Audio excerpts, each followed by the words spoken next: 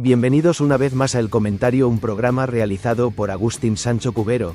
Este programa está disponible en YouTube y en las principales plataformas de podcasts. No te olvides de suscribirte, es gratis. A continuación empezamos el programa. China lleva, casi medio siglo, inmersa en una de las hazañas ecológicas más impresionantes de la historia moderna. Totalmente. Pero para entender la escala de esto, tenemos que irnos a los años 70. Hay que imaginarse la situación. Exacto. Imagínate el desierto de Gobi avanzando sin piedad, comiéndose tierras de cultivo. Había tormentas de arena tan bestias que llegaban hasta Pekín. Y oscurecían el cielo durante días. Era una crisis en toda regla. Existencial casi. Y de esa desesperación, nació un proyecto con una ambición casi inconcebible. La Gran Muralla Verde. Empezó en 1978. Un nombre muy poético, la verdad, para un plan que era brutalmente pragmático. ¿Verdad? O sea, era plantar una franja de bosque de miles y miles de kilómetros para frenar, literalmente, el avance del desierto. Es el proyecto de reforestación más grande que se ha intentado jamás. Y ojo que no fue el único. Exacto, a eso iba. Porque luego se suman otros planes clave que las fuentes mencionan, como el programa Green for Green. Que ese es fascinante. Es que suena a ciencia ficción. El gobierno pagando a millones de agricultores para que dejen de cultivar y conviertan sus tierras, sus propias tierras, en bosques o praderas. Y también el Natural Forest Protection Program, que básicamente restringió la tala de una forma muy, muy severa. Y el resultado, si lo miras en cifras, es una pasada. La cobertura forestal del país ha pasado de un escaso 10% en 1949 a superar el 25% hoy. Es que han reverdecido una superficie que equivale a varios países europeos juntos.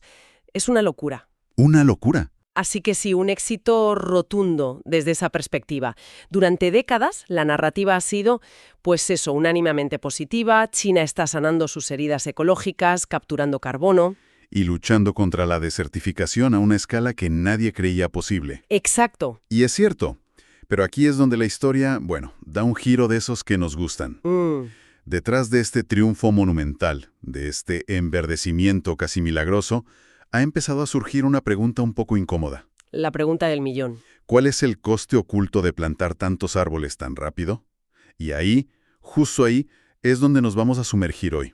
Porque la respuesta tiene que ver con el agua. Así es, porque toda esta discusión se apoya en un estudio muy reciente publicado en la revista científica Earth's Future, que ha hecho algo que era fundamental. ¿El qué? Ha puesto cifras concretas a una sospecha que ya circulaba en la comunidad científica. Ha logrado cuantificar el trueque, el trade-off entre más vegetación y menos agua disponible.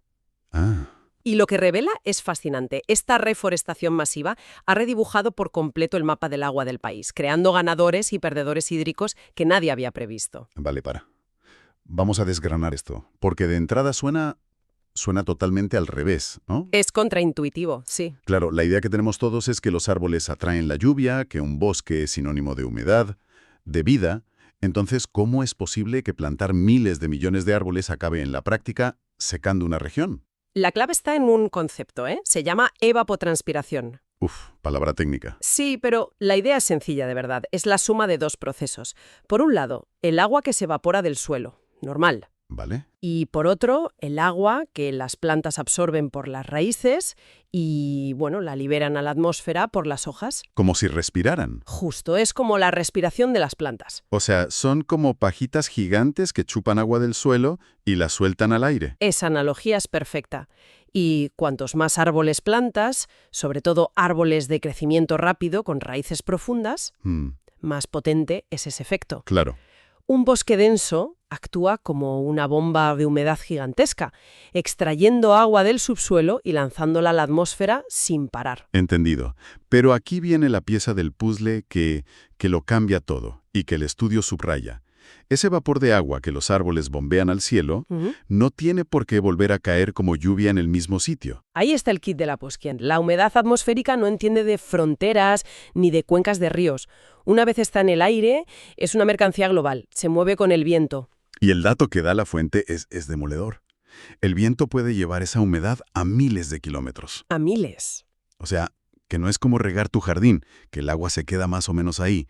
Esto es más bien como poner un humidificador gigante en una habitación con las ventanas abiertas y mucho viento. Exacto. El vapor se va a otra parte. Y a escala continental las consecuencias tienen que ser brutales. Precisamente. Y ahí es donde la investigación se vuelve tan potente. No es solo una teoría. Como decías, dibuja ese nuevo mapa del agua en China, basándose en esta redistribución. ¿Y cómo lo han hecho? Pues el equipo analizó el periodo entre 2001 y 2020. Usaron datos de satélite para ver dónde había cambiado el paisaje y los cruzaron con modelos que siguen la humedad en la atmósfera. Básicamente, seguían el viaje de cada molécula de agua. Una especie de auditoría hídrica a escala masiva. Y si mides el agua que bombean los árboles y la comparas con la lluvia que cae, supongo que la conclusión no fue un empate, ¿no? No, para nada. El balance se inclinó y mucho. ¿Hacia dónde? La conclusión general fue que la evapotranspiración, o sea, el agua que sale, aumentó bastante más que la precipitación, el agua que entra. Lo que implica una pérdida neta de agua a nivel local. Justo, una pérdida neta en muchas de las áreas que se han reverdecido. Aunque, y esto es crucial, con unas diferencias regionales enormes. ¿Quién se está llevando la lluvia de los otros? Pues el estudio es muy claro. Las grandes zonas perdedoras, donde ahora hay menos agua, son dos. La región monzónica oriental, que es la más poblada e industrializada. La costa, vaya. Sí.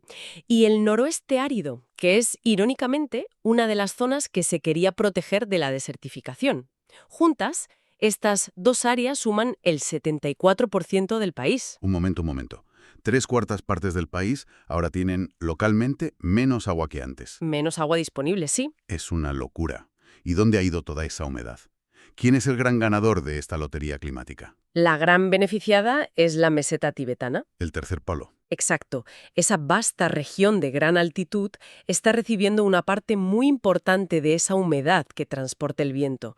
Allí las precipitaciones han aumentado, el sistema se ha reequilibrado, pero de una forma que nadie planeó. Es que es eso. Es un acto de geoingeniería, pero involuntario. Hay una cita en la fuente de Ari Stahl, uno de los coautores, que lo clava. A ver. Dice que los cambios de cobertura terrestre redistribuyen el agua, y añade que la revegetación ha reactivado el ciclo del agua, pero con la consecuencia de que a escala local se pierde más agua que antes en las zonas reforestadas. Es una paradoja tremenda. Totalmente. Para salvar el suelo, estás sacrificando el agua. Exacto, el ciclo se intensifica, pero se desplaza. El agua, que antes se quedaba en las llanuras del norte, ahora viaja y cae como nieve sobre las montañas del Tíbet. Entonces, la pregunta es inevitable. ¿Qué significa esto en la práctica?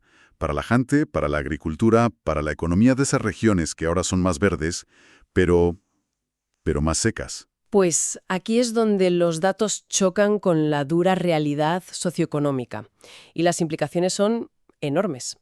Pongamos el foco en el norte de China, una de las principales zonas perdedoras. Venga, vamos con las cifras. El norte de China alberga el 46% de la población del país. Casi la mitad. Concentra el 60% de toda la tierra cultivable, es el granero de la nación. Y ahora viene el dato clave. A ver. Esa misma región solo dispone, de forma natural, del 20% de los recursos hídricos de todo el país.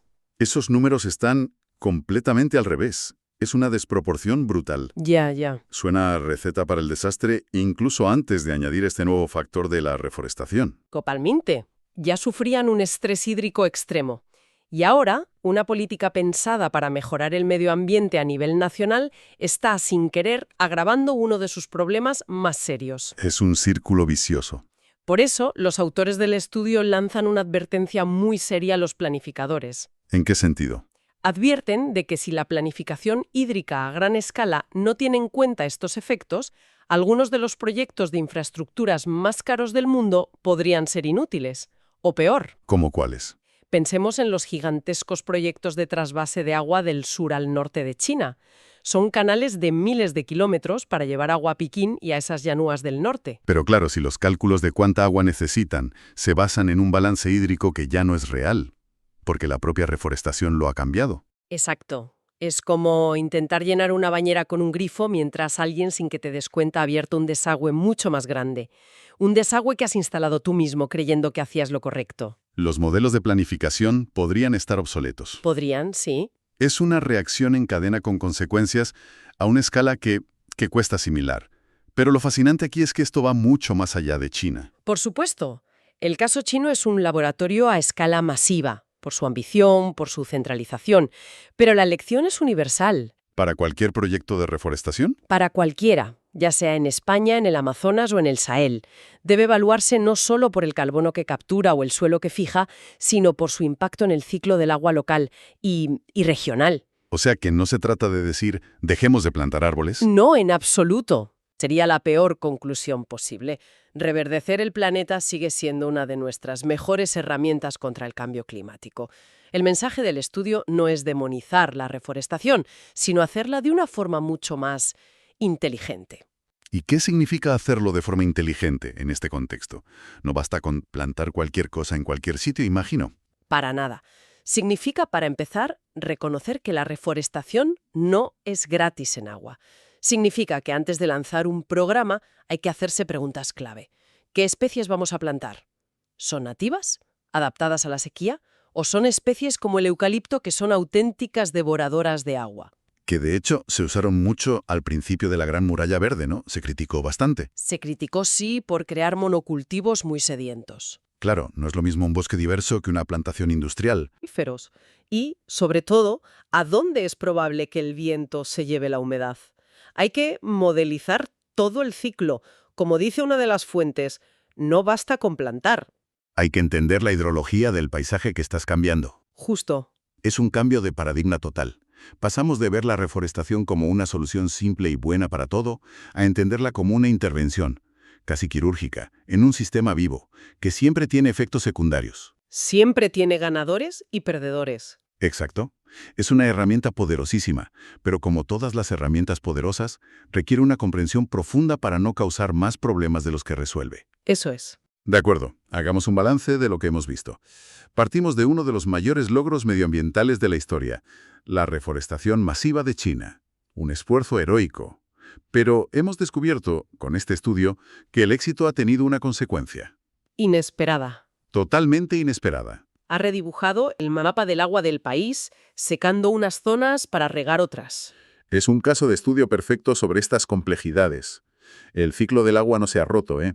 Al contrario, se ha intensificado, pero al hacerlo se ha producido una redistribución masiva. Creando una nueva geografía del agua. Sí, con la meseta tibetana como la gran beneficiada, y las pobladas llanuras del norte como las grandes perjudicadas. En esencia, lo que empezó como una solución brillante para un problema, la desertificación, ha acabado agravando otro problema en otro lugar, la escasez de agua. Es el ejemplo perfecto de lo que en ecología se llama un desplazamiento del problema. Y eso nos lleva a la reflexión final, a la pregunta que este tipo de investigaciones, deja en el aire. El estudio demuestra que una intervención bien intencionada puede efectivamente transformar un problema como la degradación del suelo en otro, como la falta de agua. Lo transforma y lo desplaza. Y esto plantea una cuestión de gobernanza y de ética. Muy profunda. Profundísima. Y es la siguiente.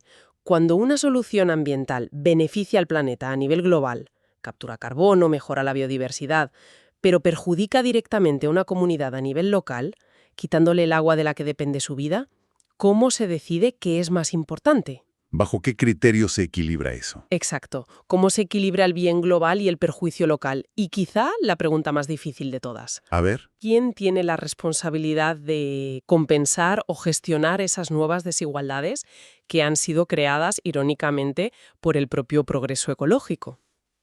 No hay una respuesta fácil para eso. No, no la hay. Hasta aquí esta edición del programa del comentario, un programa realizado por Agustín Sancho Cubero.